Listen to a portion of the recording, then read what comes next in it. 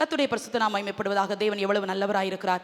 அவரை தேடுகிற ஆத்துமாவுக்கு கர்த்தர் நல்லவர் என்று வேதம் சொல்கிறது போல ஒவ்வொரு நாளும் அவரை தேடி வரும்போதெல்லாம் அவருடைய இன்பமான தேவ பிரசன்னம், அவருடைய மகிமையான வார்த்தைகளாலே நம்மை நிரப்புகிறார். அப்படியே தேவன் இந்த நாளிலும் நாம் எதிர்பார்க்கிற வாஞ்சிக்கிற சகல காரியத்திலும் நம்மோடு பேசி நம்மை ஆறுதல் படுத்தி தைரியப்படுத்தி அனுப்புவாராக. வேதத்திலிருந்து ஒரு வசனத்தை வாசிக்கலாம். ஆதியாகமத்தின் புஸ்தகம் 30ஆம் அதிகாரம் 8வது வசனத்தை வாசிக்கலாம். ஆதியாகமத்தின் புஸ்தகம் 30ஆம் அதிகாரம் 8வது வசனம். அப்பொழுது ராகேல், நான் மகா போராட்டமாய் என் சகோதரியோடே போராடி மேற்கொண்டேன் என்று சொல்லி அவனுக்கு நப்தலி என்று பெயரிட்டாள். இதிலே வாசிக்கிறோம், ராகேல் சொல்றாங்க, நான் மகா போராட்டமாய் போராடி என் சகோதரியோடு மேற்கொண்டேன் என்று சொல்லி நப்தலி என்று பெயர் வைக்கிறதை பார்க்கிறோம். ஒரு மேற்கொள்கிற போராட்டத்தை குறித்து இங்கே வாசிக்கிறதை பார்க்கிறோம். இந்த போராட்டம் தோல்வி அல்ல, இந்த போராட்டம் ஒரு ஜெயமுள்ள ஒரு போராட்டம். ராகேலுக்கு குழந்தையே இல்லை. அவர்கள் எதிர்பார்த்து யாக்கோபோடு சண்டையே போடுகிறார்கள், எனக்கு ஏன் குழந்தை இல்லை என்று சொல்லி. ஆனாலும் ராகேலுக்கு ஆண்டவர் வேதம் சொல்கிறது, ராகேலுடைய கற்பம் தேவனால் அடைக்கப்பட்டிருந்தது. இந்த ஒரு பெரிய ஏக்கம், எனக்கு ஒரு குழந்தை வேண்டும், எனக்கு ஒரு குழந்தை வேண்டும் என்று சொல்லி இந்த ஒரு ஏக்கம் போராட்டமாய் மாறுகிறது. அதனால சகோதரியை பார்க்கறாங்க, சகோதரியாகிய லேயாளுக்கு வரிசையாய் குழந்தைகள் பிறந்து கொண்டே இருக்கிறது. ராகேலுக்கு அது ஒரு பெரிய அவமானமாய், ஒரு பெருத்த ஏமாற்றமாய் இருக்கிறது. இப்பொழுது ராகேலுக்கு பிள்ளை பிறக்கவில்லை, அவளுடைய வேலைக்காரியாக பில்காளுக்கு தான் பிள்ளை பிறக்கிறது. ஆனால் பில்காளுக்கு 2ஆம் குமாரன் பிறக்கும் போது அவர்கள் அந்த குமாரனை கரங்களை ஏந்தி கொண்டு ராகேல் சொன்ன வார்த்தை தான், நான் மகா போராட்டமாய் போராடி என் சகோதரியோடு மேற்கொண்டேன் என்று சொல்கிறார்கள். ராகேலுக்கு பிறந்த பிள்ளை அல்ல, ராகேலுடைய வேலைக்காரிக்கு பிறந்த பிள்ளையை பார்த்து சொல்லுகிறார்கள், நான் ஜெயிச்சிட்டேன், நான் மேற்கொண்டுட்டேன், நான் வழக்காடினேன் இவ்வளவு நாள் என் சகோதரியோடு, ஆனா இப்போ ஒரு பெரிய ஜெயத்தை வாங்கிட்டேன்னு சொல்லி ராகேல் தனக்கு பிறக்காத ஒரு குழந்தை. நான் நினைக்கிறேன் ராகேல் ஒரு ஃபுல் ஸ்டாப்பே வச்சுட்டாங்க, இனி எனக்கு குழந்தை பிறக்காது, இத்தனை வருஷம் தாண்டிட்டுல, இத்தனை வருஷம் எதிர்பார்த்துட்டல, இனி எனக்கு பிறக்காதுன்னு சொல்லி வேலைக்காரியை பில்காளுக்கு பெற்ற பிள்ளையை தன் பிள்ளையா ஏற்றுக்கொண்டு நான் மேற்கொண்டு விட்டேன், நான் ஜெயிச்சிட்டேன் அப்படின்னு சொல்லி ஒரு மதீனமாய் சொல்லுகிறது போல இருக்கிறது. ஏனென்றால் வேதமே சொல்லுகிறது, ராகேலுடைய சரீரம் குழந்தை பிறப்புக்கு ஏற்ற சரீரம் போல இல்லை போல தெரியுது. ஆகவே பென்யமீன் பிறக்கும் போதே ஆள் அவுட் ஆயிட்டாச்சு ராகேல். ஆனால் லேயாள் அத்தனை குமாரனை பெற்றெடுத்து எல்லா பிள்ளைகளையும் வளர்த்து யாக்கோபு லேயாளை அடக்கம் பண்ணுகிற வரைக்கும் லேயாளுக்கு ஆண்டவர் ஆயுசு நாட்களை கர்த்தர் கூட்டி கொடுக்கிறார். இப்பொழுது ராகேலுக்கு ஒரு சந்தோஷம், என் சகோதரியோடு நான் சண்டை போட்டேன், என் சகோதரியோடு நான் போராடினேன், என் சகோதரியோடு நான் வழக்காடினேன், இப்ப நான் ஜெயிச்சிட்டேன். இந்த ஜெயம் அல்ல. அருமையான தேவனுடைய பிள்ளைகள், யாரோடு போராடுகிறோம், எதற்காக போராடுகிறோம், எதற்காக வழக்காடுகிறோம்? யாக்கோபை குறித்து வேதம் சொல்கிறது, அவன் தேவனோடு போராடினான் என்று. ராகேலுடைய கணவன் யாக்கோபு தேவனோடு போராடுகிறவர். ஆனா இங்க ராகேல் சகோதரியோடு போராடுகிறார். பார்த்தாலே போராட்டம். லேயால பார்த்தாலே இந்த ராகேலுக்கு பிடிக்கல. ஐயோ, எங்க அக்காக்கு வரிசையை பெத்து போடுறாளே, நான் பிள்ளை இல்லாம இருக்கிறேன், நான் பிள்ளை இல்லாம இருக்கிறேன்னு இந்த ஏக்கமே போராட்டமாய் மாறி இப்பொழுது அவளுக்கு ஒரு சந்தோஷம், நான் ஜெயிச்சிட்டேன், என் வேலைக்காரியாகிய பில்காளுக்கு ஆண்டவர் 2ஆம் குமாரனை தந்து விட்டார் என்று சொல்லி அவங்க சொல்லுகிறார், நான் மேற்கொண்டேன் என்று சொல்கிறார். அருமையான கர்த்தருடைய பிள்ளைகளே, நப்தலி என்றால் மல்யுத்தம் என்று அர்த்தம். நப்தலி என்றால் மல்யுத்தம், இல்லை என்றால் போராடி ஜெயிக்கிறவன் என்று அர்த்தம். அவனுடைய பிறப்பிலே ஒரு ஜெயம் தீர்மானிக்கப்பட்டது. அவர்கள் அழகாய் பேர் வைக்கிறார்கள், ராகேல் அவன் மல்யுத்தம் பண்ணுகிறவன், அவன் போராடி ஜெயிக்கிறவன் என்று சொல்லி அவனுக்கு நப்தலி என்று பெயரிட்டார்கள் என்று சொல்லி வாசிக்கிறோம். தேவனுடைய பிள்ளைகளே, இந்த நப்தலியை குறித்து நம்ம வாசிக்கும் போது இந்த நப்தலி அவனுடைய பேருக்கு ஏற்றார் போலவே ஆண்டவர் சமூகத்தில் போராடி சில ஜெயங்களை பெற்றதை வேதத்தில் வாசிக்க முடிகிறது. நேரத்துக்கு தகுந்தாற் போல சுருக்கமாய் தியானித்து நம்ம முடிக்கலாம். நியாயாதிபதிகளின் புஸ்தகம் 5ஆம் அதிகாரம் 18 வசனத்தை வாசிக்கலாம். செபுலோனும் நப்தலியும் போர்க்களத்து முனையிலே தங்கள் உயிரை எண்ணாமல் மரணத்துக்கு துணிந்து நின்றார்கள். இதிலே வாசிக்கிறோம், செபுலோனும் நப்தலியும் போர்க்களத்து முனையிலே தங்கள் உயிரையும் எண்ணாமல் துணிந்து நின்றார்கள் என்று வேதம் சொல்கிறது. நப்தலி என்றாலே போராடுகிறவன் மாத்திரமல்ல, அவன் ஜெயிக்கிறவன். எல்லாரும் வாழ்க்கையில போராடுகிறோம், ஜெயிக்கிறோமா? அதுதானே முக்கியம். போராடி தோற்று போனா அதை போல பெரிய அவமானம் இல்லை. வாழ்க்கையே போராட்டம். அதான் ஃபாதர் கூட பாடுறாரு, வாழ்க்கை என்பது போராட்டம், அது நல்லதொரு போராட்டம் என்று பாடுகிறார். அப்போ ஒவ்வொரு நாளும் போராடுகிறோம், சூழ்நிலைகளோடு போராடுகிறோம், வேலையோடு போராடுகிறோம், கடன் பிரச்சனையோடு போராடுகிறோம், பலவீனத்தோடு போராடுகிறோம், எல்லாவற்றிலும் போராடுகிறோம். போராட்டம் இல்லாத மனிதர்கள் இந்த உலகத்தில் இல்லை.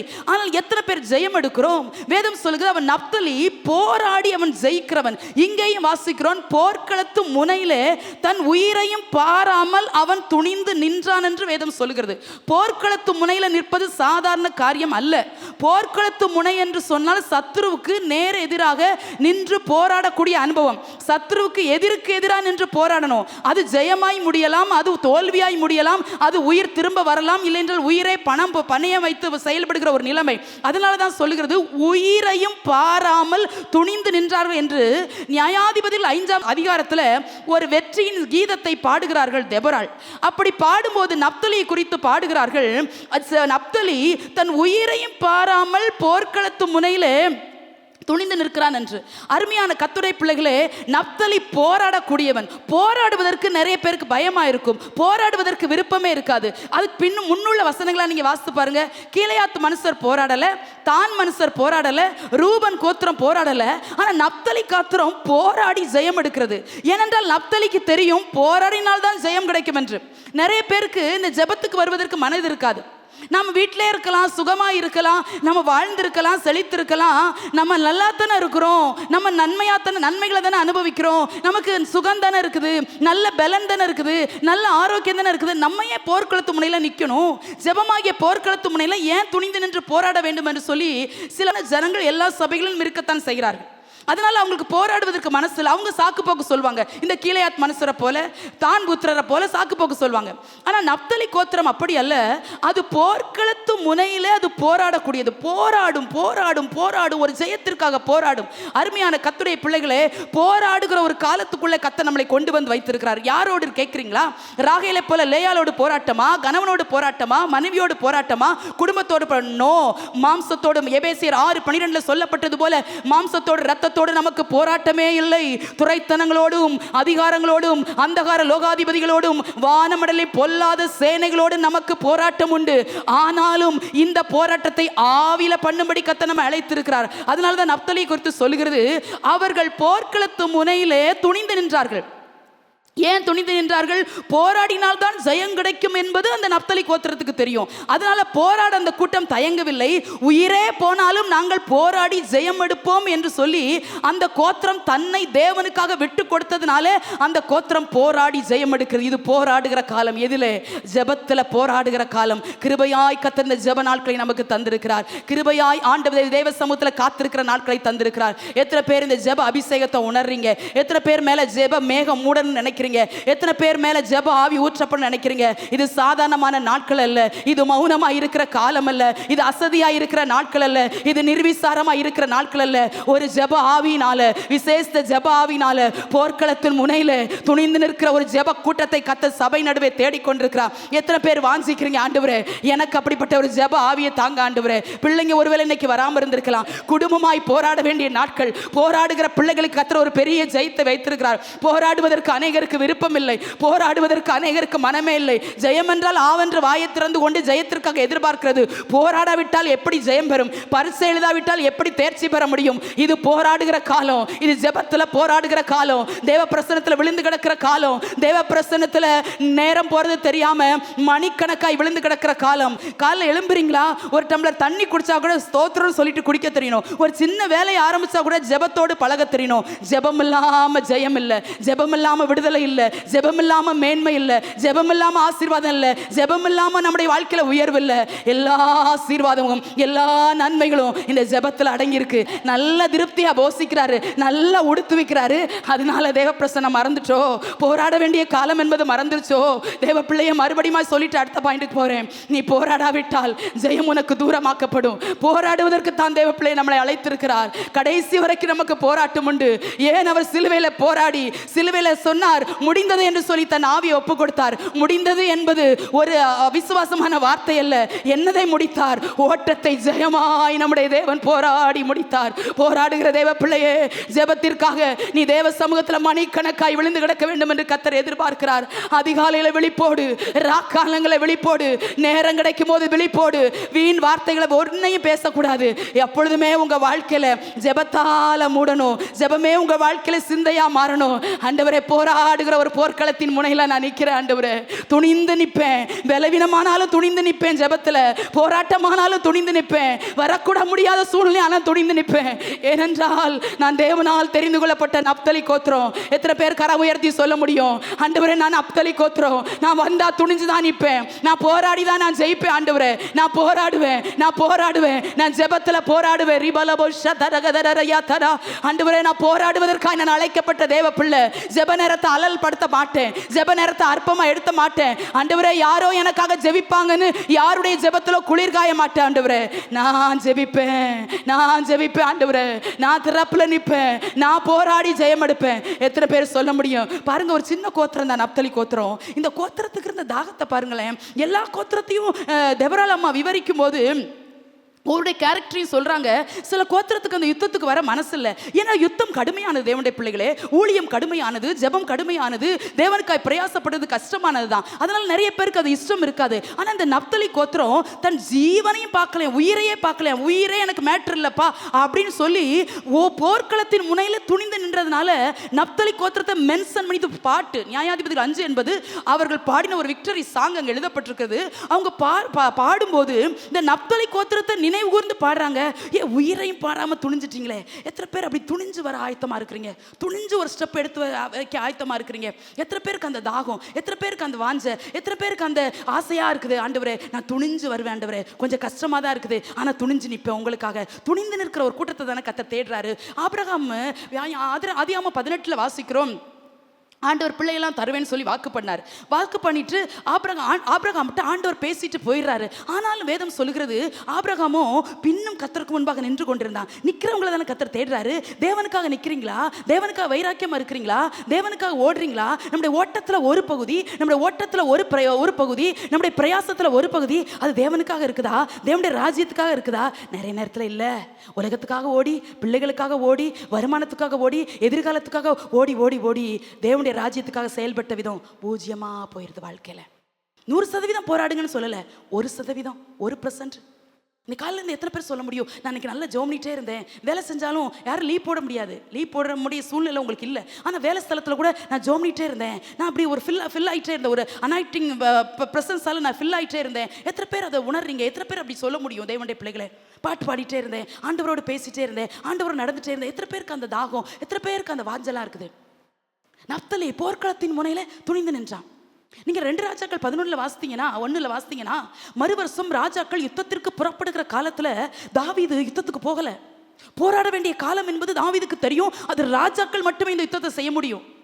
ஆனால் ராஜாக்கள் செய்கிற யுத்தத்தின் காலம் என்று தாவீதுக்கு தெரிந்த போதும், தாவீது ஒரு anointed man, God fearing man, ஒரு பிரேயர் வாரியர், ஒரு வொர்ஷிப் வாரியர் சொல்லலாம். தாவீதுக்கு நிறைய நற்குணங்கள்லாம் உண்டு. ஆனால் எல்லாவற்றையும் பெற்றிருந்த தாவீது ஏனோ அன்றைக்கு யுத்தத்திற்கு போகவில்லை. அவன் உப்பரிகையின் மேல, அவன் அரண்மனையின் மேல உலாத்தி கொண்டிருந்தான் என்று வேதம் சொல்கிறது.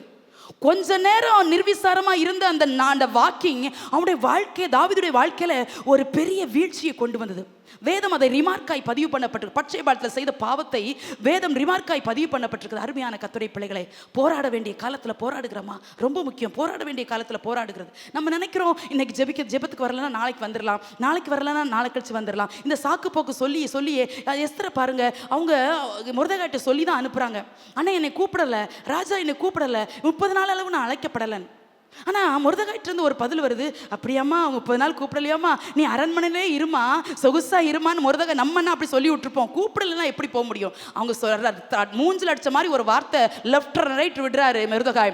இந்த காலத்தில் நீ மௌனமாக இருந்தா ரட்சிப்பு வேறு வழியாக வரும். இந்த காலத்தில் நீங்கள் மௌனமாக இருந்தா ஆண்டவர் நம்மளை கொண்டு செய்ய வேண்டிய காரியம் செய்ய முடியாது. தேவனுடைய பிள்ளைகளே, இது மௌனமாக இருக்கிற காலம் அல்ல. சர்ச்சுக்கு வந்துட்டோமா, ஜெப நேரத்துக்கு வந்துடுமா, வாய் கட்டப்படக்கூடாது, நம்முடைய கை கட்டப்படக்கூடாது, கண்ணை உருட்டி பார்த்துட்டு இருக்கக்கூடாது. யாரும் வருவாங்க, யாரும் போவாங்க, அரேஞ்ச் பண்றவங்க அரேஞ்ச் பண்ணிட்டு இருப்பாங்க.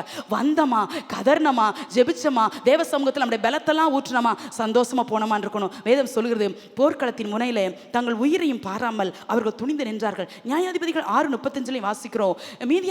மீதியானிற்கு விரோதமாய் கிதியோன் யுத்தம் செய்யும் போது இந்த கோத்திரம் போகுது. யுத்தம் எங்கேயோ அங்கெல்லாம் நப்தலி ஆஜராகுது. யுத்தத்தை பார்த்து பின்வாங்குகிற கூட்டம் அல்ல.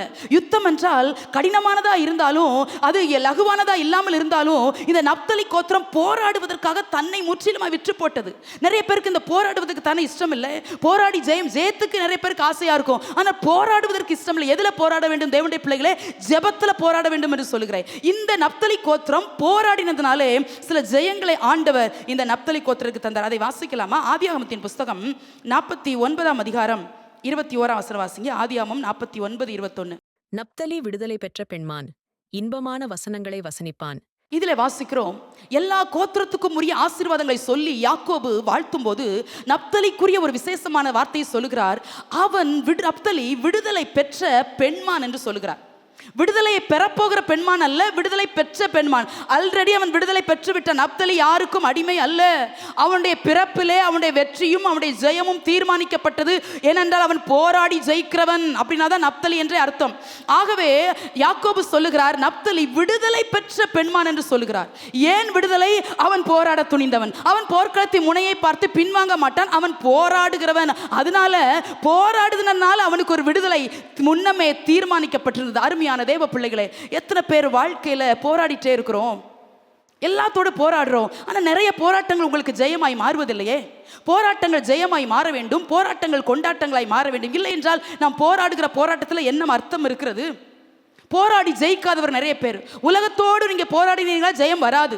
தேவ சமூகத்தில் காத்திருந்து ஜெபத்தோடு ஆவியில சத்தியத்தோடு இணைந்து நின்று நீங்க சபையோடு இணைந்து நின்று போராடுவீர்களே, ஆனால் நீங்கள் போராடுகிற ஒவ்வொரு போராட்டங்களும் உங்கள் வாழ்க்கையில சாட்சிகளாய் மாறும். எதோடு போராடி கொண்டிருக்கிறீர்கள்? வாழ்க்கையில வருத்தங்களோடா, சஞ்சலத்தோடு, நம்முடைய பலவீனங்களோடு, குடும்பங்களோடு, பல அனுகூலமற்ற சூழ்நிலை எதெல்லாமோ போராடுறீங்க. ஆனா விடுதலை வாங்கிட்டீங்களா? விடுதலை வாங்குறதுக்கு தானே நம்ம தேவ சமூகத்தில் வந்திருக்கிறோம். எதுலெல்லாம் கர்த்தர் உங்களுக்கு விடுதலை தர வேண்டும் என்று எதிர்பார்க்கிறீங்க? ஒவ்வொரு நாளும் ஆண்டவர் இந்த வெற்றி, இந்த விடுதலை சிலுவையிலே தீர்மானிக்கப்பட்டது. ஏன் கல்வாரி சிலுவையிலே அவர் நமக்காக ரத்தம் சிந்தி மீட்டார் என்றால் விடுதலை தருவதற்காக. அவர் விடுதலை தராவிட்டால் இந்த உலகத்திற்கு அவர் மனிதனாய் பிறக்க வேண்டிய அவசியமே இல்லை. ஏன் மனுக்குலத்தில் மனிதனாய் பிறந்தார்? ஏன் அவர் பாவத்தையும் சாபத்தையும் அக்கிரமத்தையும் ஜெயித்தார்? நமக்கு விடுதலை பெறுவதற்கு. அதான் ஒரு பாட்டு உண்டு, அவர் யாருக்கும் கடனாளி அல்ல, அவர் யாருக்கும் பாரமும் அல்ல, அவர் யாருக்கும் கடனாளி அல்ல, அவர் யாருக்கும் பாரமும் அல்ல. அவர் யாருக்கும் கடனாளி கிடையாது.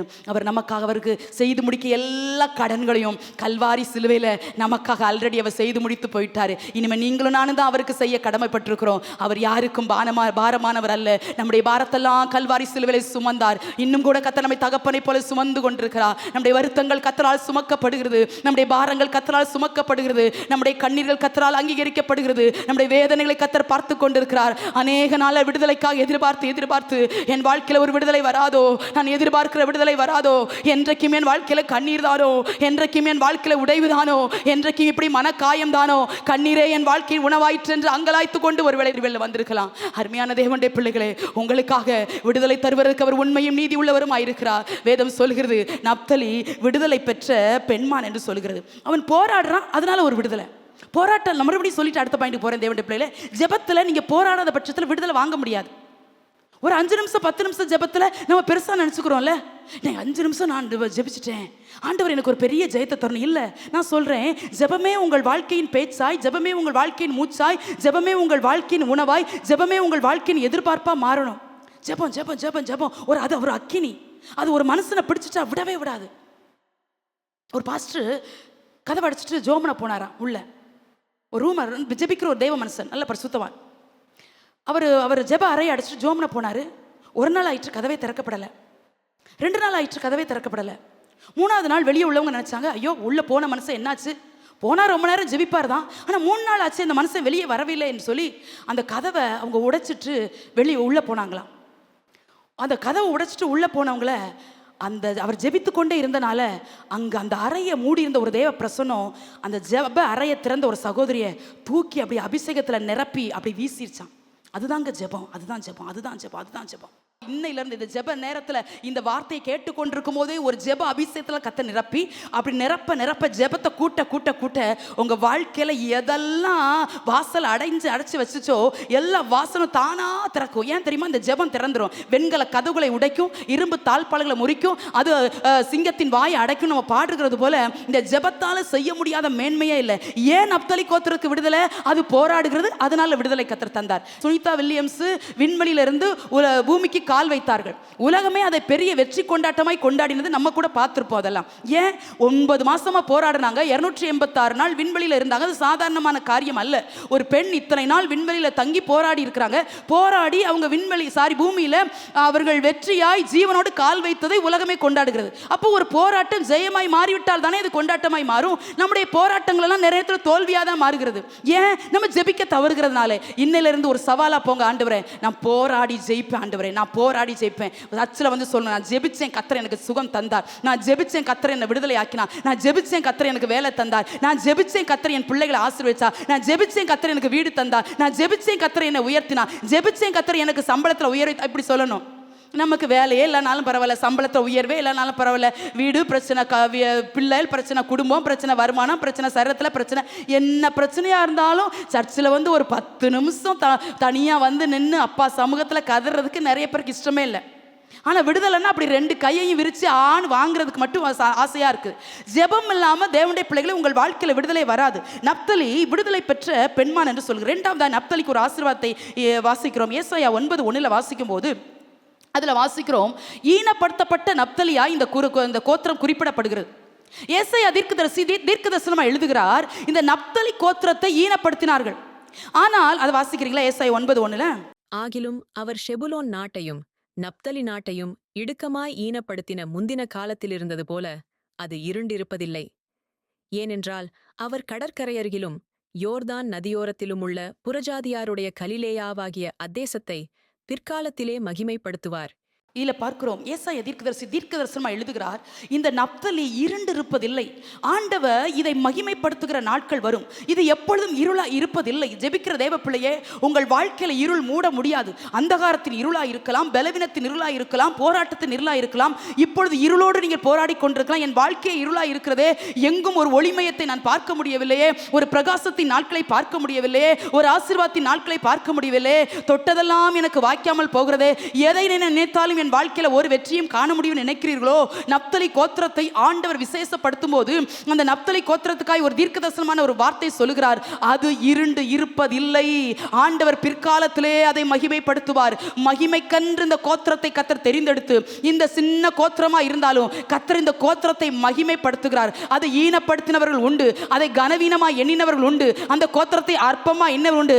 அதன் மத்தியிலே ஆண்டவர் நப்தலி கோத்திரத்திற்கென்று ஒரு விசேஷித்த மகிமை கர்த்தர் வைத்திருந்தார். அருமையான தேவனுடைய பிள்ளையே, அற்பமாய் எண்ணப்பட்ட தேவ பிள்ளையே, பலரால் நிந்திக்கப்பட்ட தேவ பிள்ளையே, பலரால் உடைக்கப்பட்ட தேவ பிள்ளையே, உன் நன்மையை யாரும் போற்றி பேசாமல் உன்னிடத்தில் கண்ட சில குறைகளையே மறுபடியும் சொல்லி உன்னை காயப்படுத்தின ஜனங்கள் மத்தியில் நீங்க வாழ்ந்து கொண்டிருக்கலாம். உங்களுடைய பிரயாசங்களும் உங்களுடைய நன்மைகளும் உங்களுடைய குடும்பத்தாரால கூட எண்ணப்படாத நிலைமையில வாழ்ந்து கொண்டிருக்கலாம். தேவனுக்காய் நற்புதலியை போல ஜெபத்தில் போராடுகிற ஒரு தேவ பிள்ளையாய் நீங்கள் உங்களை ஒப்பு கொடுப்பீர்களானால் கர்த்தர் உங்களை மகிமைப்படுத்துகிற நாட்கள் வரும். வேதம் அழகாய் சொல்கிறது, பிற்காலத்தில் அதை மகிமைப்படுத்துவார். பிற்காலத்தில் மகிமைப்படுத்துவார். நிகழ்காலம் தோல்வியை போல தெரியலாம், தற்காலம் தோல்வியை போல தெரியலாம், கடந்து வந்த நாட்கள் வேதனையை போல தெரியலாம்.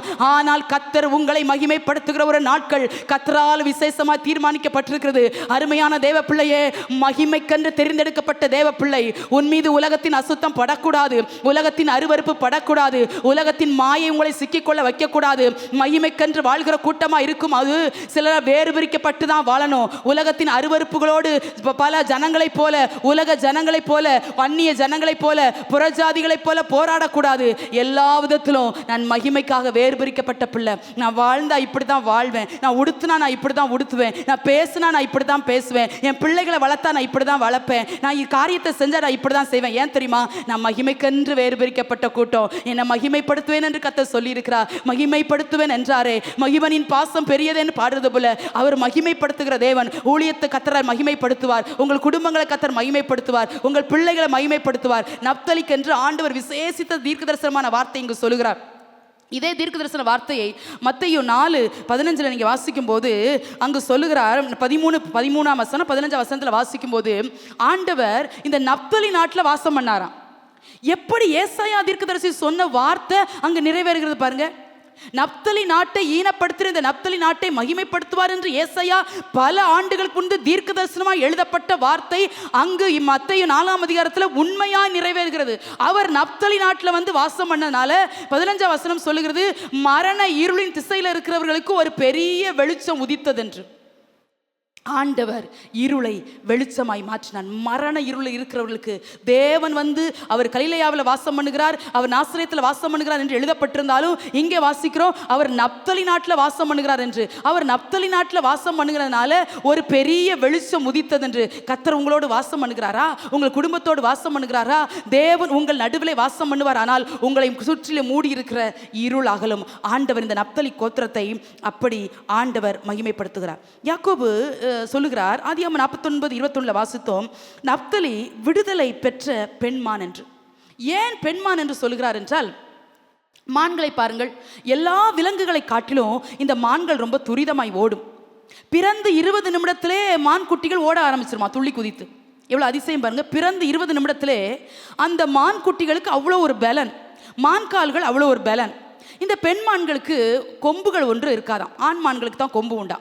இந்த பெண்மான்களுக்கு கொம்புகள் ஒன்று இருக்காது, அப்படியே கொம்பு இருந்தாலும் சிறியதாய் தான் இருக்குமா. இந்த மான்கள் ரொம்ப சாதுவான ஒரு மிருகம், ஆட்டை போல எந்த ஆபத்தையும் நமக்கு விளைவிக்காது, ரொம்ப சாதுவான எல்லாராலும் விரும்பப்படுகிற ஒரு மிருகம் தான் இந்த மான். ஆனாலும் அது வேகமாய் ஓடக்கூடியது. யோசேப்பு உயிரோடு இருக்கிறார் என்ற செய்தியை சகோதரர் அறிவித்ததாக வேதத்தில் வாசித்தாலும் சரித்திரம் சொல்லுகிறது, இந்த நப்தலி தான் வேகமாய் ஓடி வந்து யாக்கோபிட்ட சொன்னாரா, அப்பா யோசேப்பு உயிரோடு இருக்கிறார் என்று.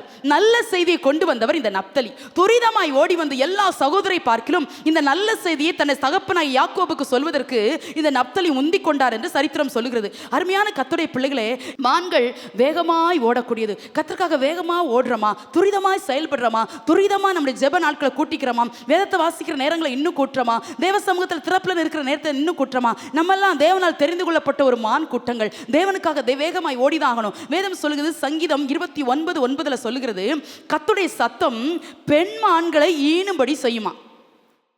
இந்த மான்கள் வந்து ஒரு சாதுவான மிருகம் என்று சொன்னேன்.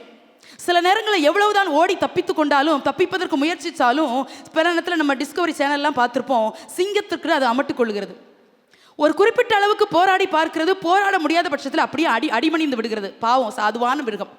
ஆனாலும் வேதம் சொல்கிறது, கர்த்தருடைய சத்தம் பெண் மான்களை ஈனும்படி செய்யும் என்று சொல்லப்படுகிறது. இந்த மான் கூட்டங்கள் பிரசவிக்கிற காலங்களிலே பலனற்று இருக்குமா சில நேரங்களில். அப்படிப்பட்ட நேரத்தில் அந்த பலவீனமான பெண்மான்களை கூட ஈன செய்யும் கர்த்தருடைய சத்தம் என்று தாவீது கர்த்தருடைய சத்தத்தை ஹைலைட் பண்ணி அதில் எழுதுகிறார். அருமையான தேவ பிள்ளைகளே, கர்த்தருடைய சத்தம் நமக்கு போதுமானதாக இருக்கிறது. கர்த்தருடைய சத்தம் நம்மை பலனடைய வைக்கிறது. கர்த்தருடைய சத்தம் நம்மை வாழ வைக்கிறது. எத்தனை பேர் கர்த்தருடைய சத்தத்தை கேட்கிறோம்? நம்ம நினைக்கிறோம் ஆண்டவர் காதுக்குள்ள வந்து மகனே மகளே பேர் சொல்லி நான் நீ என்னுடையவன் இல்லை நீ என்னுடையவள் என்று பேச வேண்டும் என்று. அது அல்ல. பாடல் மூலமாயும் பேசுகிறார், வசனம் மூலமாயும் பேசுகிறார், ஊழியக்காரங்க மூலமாயும் பேசுகிறார், சத்தியம் மூலமாயும் பேசுகிறார். கர்த்தருடைய சத்தமாய் நாமும் இருக்கிறோமா? கர்த்தருடைய சத்தத்தை கேட்பதற்கு நாமும் வாஞ்சிக்கிறோமா? எத்தனை பேருக்கு அந்த ஆசை இருக்குது? ஆண்டவரே கர்த்தருடைய சத்தத்தை நான் கேட்கணும், ஆண்டவரே என்னோடு பேசுங்க. அநேக நேரத்தில் நான் இதை உணர்ந்திருக்கிறேன். காலையில் எழும்பும்போது, அதிகாலையில் எழும்பும்போது, இல்லைன்ற ஒரு 2 மணி 3 மணிக்கு எழும்பும்போது ஒரு பாடல் என் காதுகளில் கேட்கும். அப்படியே எழும்பி நான் கர்த்தரை மகிமைப்படுத்தின நாட்கள் ஏராளம் உண்டு என் வாழ்க்கையில். ஒரு பாடலின் சத்தம் என் காதுகளுக்கு கேட்கும். அப்படியே எழும்பி நான் தேவனை துதித்த நாட்கள் உண்டு. சில நேரத்தில் சில பாடல்கள் இரவு முழுவதும் கேட்டுக்கொண்டே இருக்கும். சில நேரத்தில் அந்நிய பாஷை பேசுகிற சத்தம் என் காதுகளுக்கு கேட்டுக்கொண்டே இருக்கும். அப்படிப்பட்ட தருணங்களை நான் ஆசையாய் தேவ சமூகத்தில் எதிர்பார்ப்பது உண்டு. கர்த்தருடைய சத்தம் எத்தனை பேருக்கு இன்பமாக இருக்கிறது? கர்த்தருடைய சத்தம் உங்களை வாழ வைக்கும். கர்த்தருடைய சத்தம் உங்களை விடுவிக்கும். கர்த்தருடைய சத்தம் உங்களை பலனடைய செய்யும். நிறைய நேரத்தில் மனசு சத்தங்களை கேட்கிறோம், அந்த சத்தங்கள் நம்மளை பலன் குன்றி போக செய்கிறது. நிறைய பேர் திட்டுறதை நம்ம காதில் கேட்டிருப்போம், இல்லை யார் மூலமாவது கேட்டிருப்போம், உங்களை இப்படி சொன்னாங்க அப்படின்னு. இந்த சத்தத்தெல்லாம் கேட்டுட்டு இருந்தா நீங்களும் நானும் தேவனுக்காக ஓட முடியாது, எழும்ப முடியாது, பிரகாசிக்க முடியாது. கர்த்தருடைய சத்தத்திற்காக ஏங்குகிற கூட்டமாக மாறணும். ஒவ்வொரு நாளும் அப்பா உங்கள் சத்தத்தை கேட்காம என்னால் வாழ முடியாது ஆண்டவரே, உங்கள் சத்தம் எனக்கு இன்பமாக இருக்கணும் ஆண்டவரே, நீங்கள் பேசுங்க. வேதத்தை கையில் எடுத்து வாசிக்கும் போது கூட சொல்லணும், அப்பா என் கூட பேசிருங்கப்பா, இல்லைன்னு அந்த வேதத்தை கையில் எடுத்து எதுக்கு தேவ தேவ பிள்ளையே, இந்த புத்தகம் பேசுகிற புத்தகம், இது ஜீவனுள்ள புஸ்தகம், இது வாழ்க்கையை மாற்றுகிற புஸ்தகம். இந்த புஸ்தகம் நம்மோடு பேசலனா இதை கையில தூக்கி வேஸ்ட் தானே தேவனுடைய பிள்ளைகளே. இந்த புத்தகத்தை வாசிக்கும் போதெல்லாம் அந்த வார்த்தை நம்மோடு பேசணும். ஒவ்வொரு நாள் ஆலயத்துக்கு வர்றீங்களா, அப்பா கர்த்தருடைய சத்தம் என்னோடு இடைப்படட்டும். இன்னைக்கு காலையில் 2 பேர் வந்திருந்தாங்க ஆலயத்துக்கு. அப்போ அவங்க சொன்னாங்க, பாஸ்டர் நேற்று ஸ்டேட்டஸில் இன்னைக்கு கூட்டம் நடக்குதுன்னு வச்சாங்க, இதை பார்த்துட்டு வந்தோம் அப்படின்னாங்க. எனக்கு ஆச்சரியமாக இருந்துச்சு. நாங்கள் இதை பார்த்துட்டு வந்தோம், உங்கள் வார்த்தை எனக்கு ரொம்ப பிரயோஜனமாக இருந்துச்சு, ஆண்டவர் உங்கள் மூலியமாக பேசினார். பாவம் அந்த சொன்ன போது எனக்கு ஆச்சரியமாக இருந்துச்சு. அருமையான தேவனுடைய பிள்ளைகளே, எத்தனை பேர் அப்படி கர்த்தருடைய சத்தமாக நம்ம மாறுறோம்? எத்தனை பேருக்கு இந்த ஜெபனால சொல்கிறோம், வாங்க சர்ச்சுக்கு வாங்க, கொஞ்ச நேரம் ஜெபிச்சுட்டு வாங்க, ஒரு அரை மணி நேரமாவது என் கூட இருந்துட்டு வாங்க. நம்ம தான் குடும்பத்தோட சில நேரம் வரமாட்டோமே, குடும்பத்தையே வீட்டில் விட்டுட்டு நீ இருமா, அம்மா போறேன் அப்பா போறேன்னு சொல்லிட்டு வருவோமே. கர்த்தருடைய சத்தமா மாறுங்க தேவனுடைய பிள்ளைகளே. கர்த்தருடைய சத்தம் பெண்மான்களை ஈனும்படி செய்யுதுன்னா அந்த சத்தத்துக்கு எவ்வளவு வல்லமை.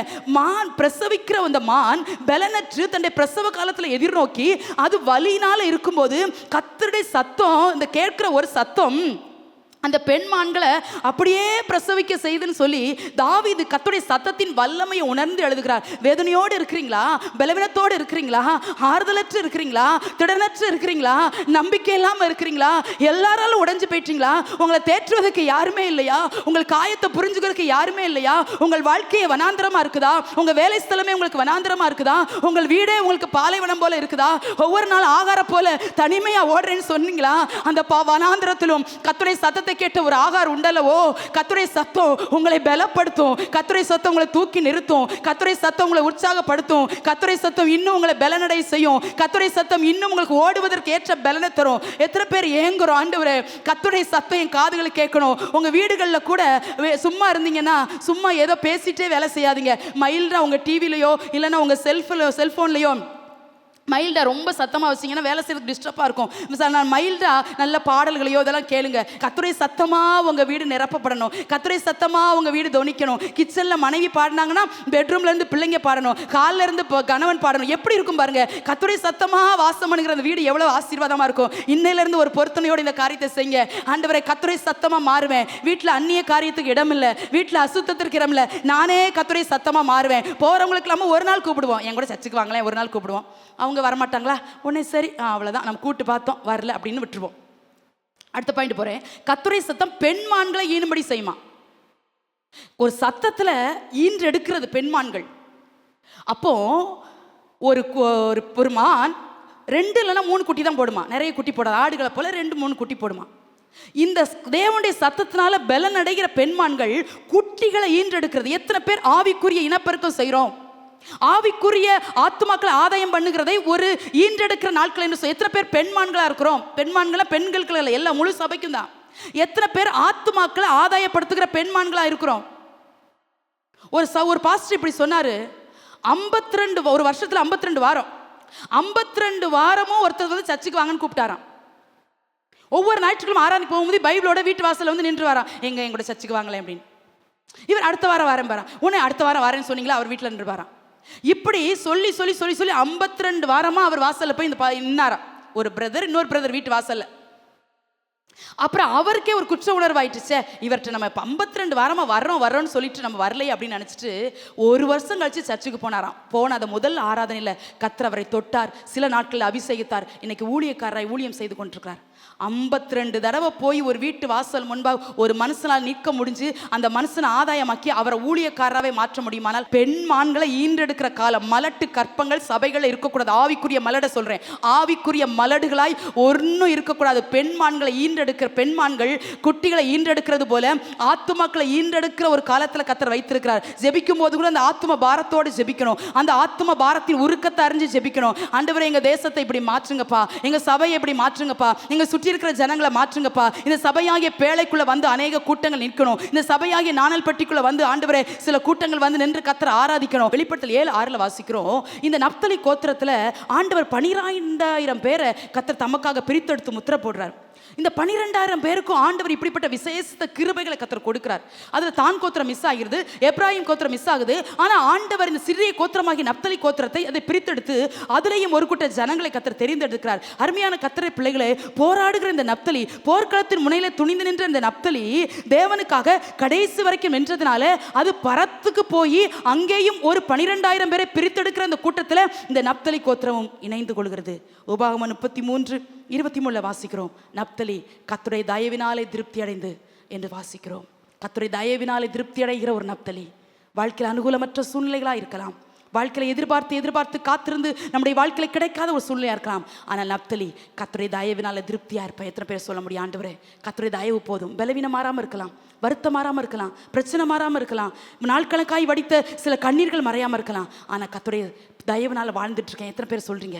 எத்தனை பேருக்கு அந்த ஃபீல் இருக்குது? ஆனால் கர்த்தருடைய தயவுனால வாழ்றேன். நான் இன்னைக்கு இவ்வளவு சுகமா இருக்கிறேன்னா அது கர்த்தருடைய தயவு. இன்னைக்கு என் பிள்ளைங்க ஜீவனோடு இருக்கிறாங்கன்னா அது கர்த்தருடைய தயவு. இன்னைக்கு கர்த்தர் இவ்வளவு மேன்மையான ஆசீர்வாதங்களை எனக்கு தர்றாருன்னா அது கர்த்தருடைய தயவு. கர்த்தருடைய தயவுனால திருப்தி அடைகிற ஒரு வாழ்க்கை வேணும். திருப்தியற்று இருக்கிறீங்கல்ல, நிறைய நேரத்தில் அழுறீங்கல்ல, புலம்புறீங்கல்ல, தவிக்கிறீங்கல்ல, கர்த்தருடைய தயவு இன்னும் உங்க மேல விழலன்னு அர்த்தம். எவ்வளவோ பாடுகளை ஊழியத்தில் அனுபவிச்சாலும், எவ்வளவோ பிரச்சனை வழியாய் போனாலும், எவ்வளவோ தேவைகள் வழியாய் நான் போனாலும், உன்னை தைரியமாய் என்னை குறித்து நான் சொல்ல முடியும், நான் கர்த்தருடைய தயவுனால் நான் திருப்தி அடைந்திருக்கிறேன். கர்த்தருடைய தயவுனால் நான் திருப்தி அடைந்திருக்கிறேன். பேச வேண்டிய நேரத்தில் தேசரனோடு பேசுகிறத நான் உணர்கிறேன். நடத்த வேண்டிய நேரத்தில் கர்த்தர் என்னை நடத்துகிறத உணர்றேன். ஊழிய பாதை எப்பொழுதெல்லாம் கடினமாக இருக்கிறதோ, நம்முடைய பிரச்சனைகளை, நம்ம போராட்டங்களை நம்ம உணரக்கூட நம்மை சுற்றி ஆளாமல் இருக்கும்போது, எல்லா சூழ்நிலைகளும் வழி அறிந்து நம்மளை போகிற பாதைகளை அறிந்து நடத்துகிற ஒரு நல்ல தேவனை நம்ம சேவிக்கிறோம் அப்படின்னு நான் உணர்வு எனக்குள்ள இருக்கிறது. அருமையான கர்த்தருடைய பிள்ளைகளே, நப்தலி விடுதலை பெற்ற பெண்மான். விடுதலை பெற்ற பெண்மானா இருக்கிறதுனால எவ்வளோ காரியங்களை வேகமாக துணிந்து செய்கிறான். சங்கீதத்தில் கூட தாவீது சொல்லுகிறான், மானானது நீரோடைகளை வாஞ்சித்து கதறது போல. இந்த மான் கூட்டம் பாலைவனத்தில் ஓடும்போது காணல் நீரை பார்த்து ஓடுமா. காணல் நீர்னா தெரியும்ல, அந்த வெயில் காலத்தில் தூரத்தில் பார்க்கும்போது தண்ணி இருக்கிற மாதிரியே தெரியும். அது தாகத்தால் தன்னுடைய நாவு வரலும் போது தண்ணி தான் இருக்குதோ அப்படின்னு நினச்சி ஓடி போய் தண்ணிக்காக ஏங்கி நிற்குமா. அதனால தான் சங்கீதத்தில் தாவீது சொல்கிறாரு, மானானது நீரோடைகளை வாஞ்சிக்கிறது போல. ஜெபமாகி நீரோடைய எத்தனை மான் கூட்டங்கள் வாஞ்சிக்குது தேவனுடைய பிள்ளைகளே. ஜெபங்கிறது ஒரு நீரோடை, அது ஊற்று மாதிரி பொங்கிக்கிட்டே இருக்கும். ஜெபத்தை நிறுத்தவே ஜெபிக்கிற தேவனுடைய பிள்ளைகளை பாருங்க, டைம் போகிறதே தெரியாது. அதான் சொல்கிறேன், ஜெபம் ஒரு நீரூற்று மாதிரி. அது நீ ஊற்றுனா அது பொங்கித்தான் வரும். காலையில் பொங்கும், மத்தியானம் பொங்கும், பலவீனத்திலும் பொங்கும், சூழ்நிலைகள் அனுகூலமாட்டு பொங்கித்தான் வரும். அதான் தாவீது சொல்கிறாரு, அந்த மானு நீரோடைகளை வாஞ்சித்து கத்திக்கிட்டே போகுமா மான் கூட்டம். தண்ணி இருக்கு. அது தண்ணி இல்லை, இது கண்ணுக்கு அப்படி தெரிஞ்சனால ஓடுது. எத்தனை பேர் அப்படி தாகத்தோடு இந்த ஜெப நாட்களை பயன்படுத்தி கொள்ள ஆயத்தம்? எத்தனை பேர் அப்படி ஜெபிக்க ஆயத்தம்?